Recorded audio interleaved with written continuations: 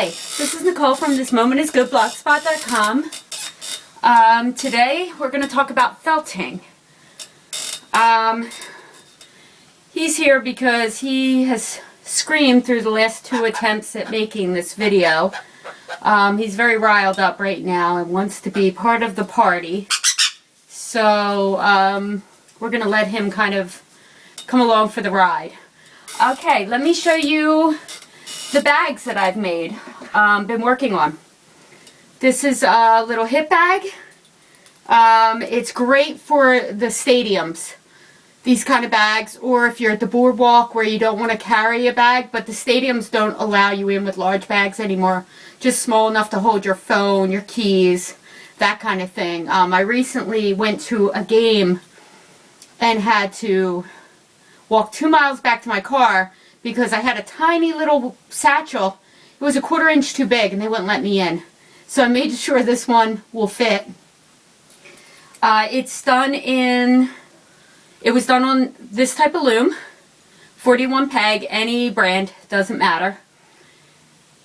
And the major part of the bag was done in the twisted stockinette E-wrap, so it's pretty easy. And then this part was done in the garter. You will see that garter felts at a different rate, much slower. It's more difficult to bring them together, so you will, a lot of times, if you have garter and twisted stockinette combined, you will have some stitch definition left. I kind of like it. I like the look of it. I like that it looks like you made it. So this is a tote bag that I had also designed. This pattern should be available soon. And then I have a video for this bag and how to make the handle, how to put the handles on after the fact, because this can be a little tough to get through. So I made a video on that, which will help you with sewing handles on. If you want to knit your handles, which is probably a little, well, maybe not cheaper actually, now that I think about it. The wool's pretty expensive. These were not that pricey. I think I got them through Joann's.com. And I designed this bag for autumn. I thought they were great colors for the fall. The color of the leaves, which I really like. But you see the bag is not stuffed. And they come out really thick and they stand up on their own. You'll put them, when you first get it done, you'll be, this thing is so flimsy, there's no way it's going to turn out looking like this. But after the felting process, this is what they look like. This is a messenger bag. I'm hoping this one will be coming out in a book later this year, the pattern for it. This is wonderful because it's unisex. You can finally make something that a guy might carry, or you can make the belts as masculine as you want. And they can carry their tablets, iPads, phones, everything. And this is a great gadget bag for school, for work, that type of thing. So I'm hoping that pattern will be coming out. So how do I achieve this? Well, first you want to start with a tried and true pattern. These patterns have been worked over. They've been done multiple times to make sure that they felt true. I have not had them felt in any way but this. Each bag has come out the exact same. It's just a matter of stopping the felting process when it gets to the size that you want. Measurements are given in the patterns, and this is how we achieve it. Buddy, you're not supposed to be up there. He's a terror. But, so, first thing I do, after I get the bag done, I get any D-rings or handles that I want on them. I construct the entire bag as the pattern states. I fill up my sink in my bathroom with hot water. And I get my my wool really wet and soapy. You don't have to use soap. I'm not sure that soaping really helps with my felting process. I really haven't seen a difference, but I do think it makes it easier when you're first trying to get that wool to start collapsing in on itself and intertwining.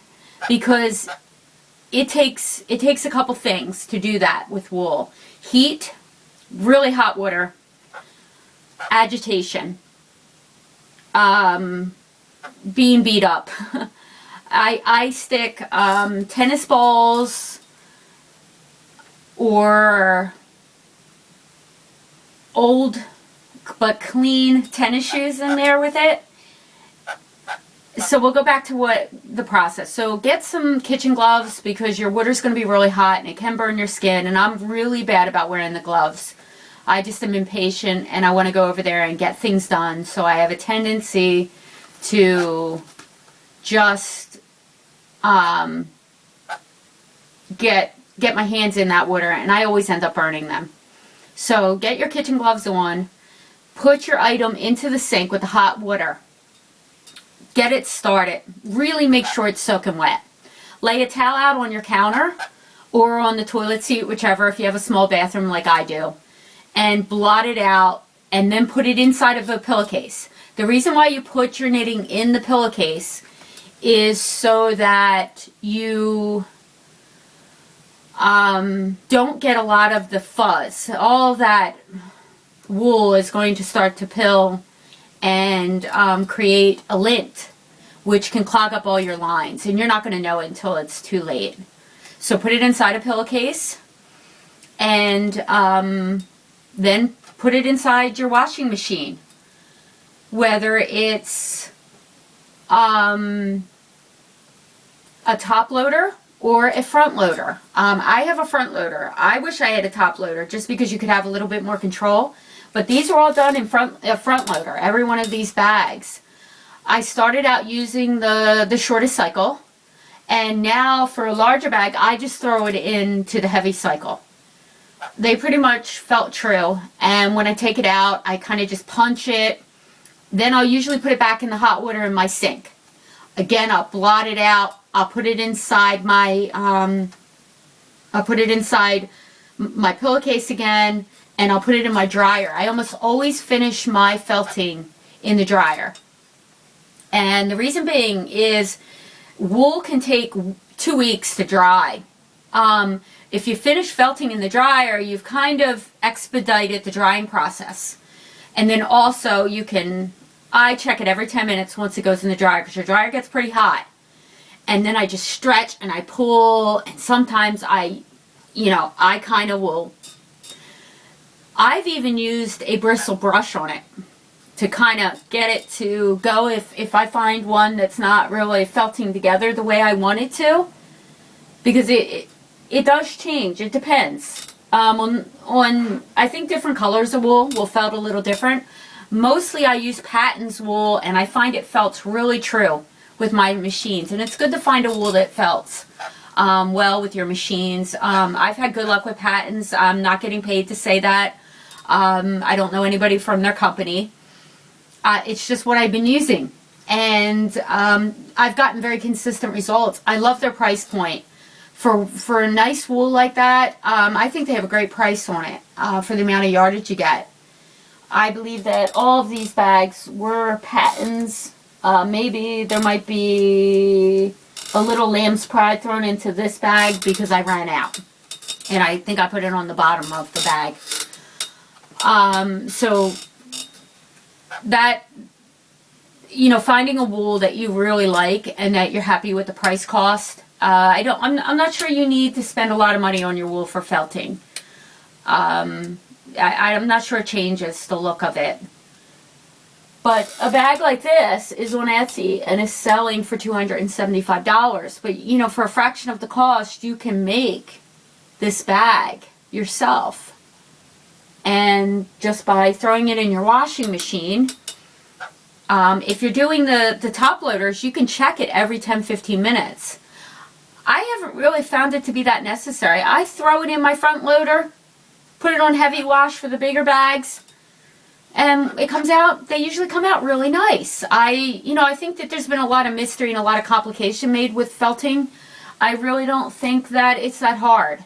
I find it really, you'll find out how your machine felts. You can even do a little square and measure that square and then throw it in, and then you'll see. Throw it through a full wash and see how it goes. If you have a top loader, hey, you can check it as much as you want. The front loaders, you have to trust the machine, either on the shortest cycle or the longest cycle. But that's basically how you do it. Some of these patterns should be coming out. This hat, if you like it, the pattern is free on my blog. Just go to my blog. I believe on the upper right hand side of the blog there'll be categories, and underneath there will be hats, scarves. You just click on that, it's somewhere in there, and you'll be able to get this pattern for free. Make this slouchy hat. It's great with autumn colors. I think this might be made with patents. I don't exclusively use patents. I use every brand of yarn. I have brands I'm partial to, but I use pretty much every brand. I love yarn. Okay, well, I hope this was helpful, and I hope you'll jump in and you'll start making bags and felting. There's some really neat things you can make. But have a great day. Thank you.